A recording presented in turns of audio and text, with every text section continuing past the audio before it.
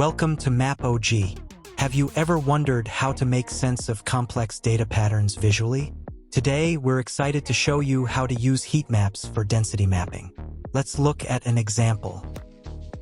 First, go to the Analysis tool and start by clicking Add Upload.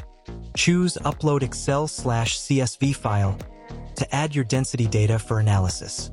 In this example, we are using random point data for analysis, but you can use any point data according to your needs. Add the latitude and longitude information, then click Publish to visualize the CSV dataset.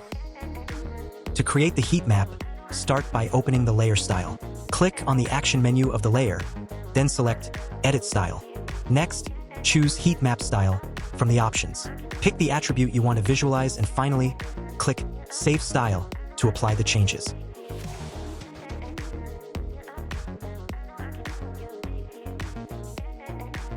Use the Label feature in the Action button of the Density layer to label data points, making your map clearer.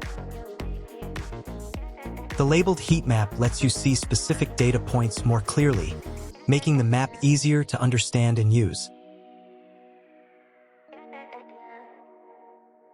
Click on the pencil icon to rename the map if you want.